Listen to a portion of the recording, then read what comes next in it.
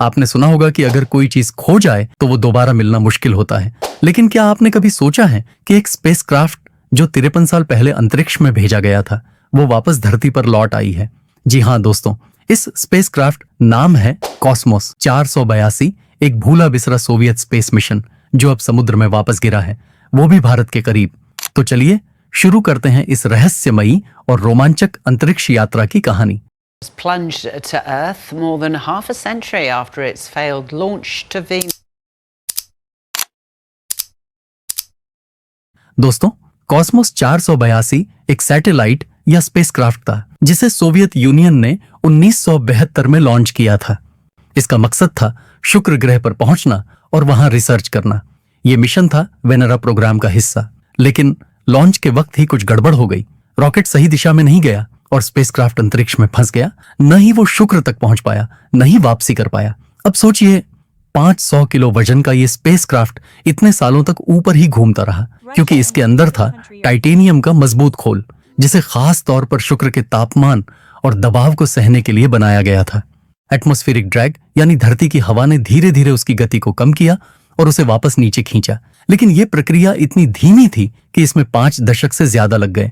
अब अप्रैल 2025 में यह स्पेसक्राफ्ट धरती के वातावरण में प्रवेश करता है, जिसे हम कहते हैं री एंट्री। दोस्तों, यह स्पेसक्राफ्ट जहां पर गिरा वो था भारत के मिडल अंडमान द्वीप से 560 किलोमीटर पश्चिम में हिंद महासागर में। ईएसए और रूस की रोसकॉस्मोस एजेंसी ने इसकी मॉनिटरिंग की थी। ईएसए ने तब नोटिस किया जब ये एक निर्धारित रडार पास को मिस कर गया। इसका मतलब था कि यह अब नीचे आ रहा है। जब कोई चीज इतनी ऊंचाई से गिरती है तो वो वायुमंडल में घर्षण के कारण जलने लगती है, लेकिन कॉस्मोस 482 के कुछ हिस्से, खासकर उसका मजबूत टाइटेनियम केस, ये सब बच गया। अच्छी बात यह रही, इस स्पेसक्राफ्ट का कोई नुकसान नहीं हुआ। वो समुद्र में गिरा और इससे कोई खतरा नहीं हुआ। अब सवाल उठता है, ये गिरा है तो क्या ये फ्री सामान है? नहीं। अंतरराष्ट्रीय कानून के अनुसार स्पेसक्राफ्ट का मालिक वही देश रहेगा जिसने इस स्पेसक्राफ्ट को अंतरिक्ष में भेजा था, यानी रूस इस पर अब भी मालिकाना हक रखता है, भले ही वो समुद्र में गिरा हो।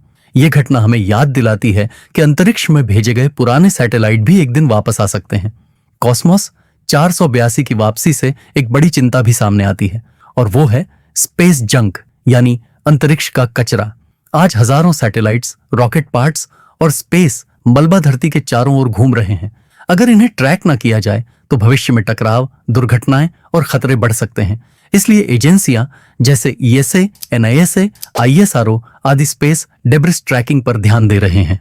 दोस्तों, कॉस्मोस 482 की कहानी एक तरह से है अंतरिक्ष से लौटे इतिहास की, जो 73 साल बाद यह मिशन हमें यह दिखाता है कि विज्ञान की एक भूल कैसे इतिहास बन सकती है। इसने न सिर्फ अंतरिक्ष की समझ को बढ़ाया, बल्कि हमें यह भी बताया कि हर चीज का एक अंत जरूर होता है, चाहे वो स्पेस मिशन ही क्यों ना हो। अगर आपको ये वीडियो पसंद आया हो तो लाइक करें, शेयर करें और चैनल को सब्सक्राइब करना ना भूलें।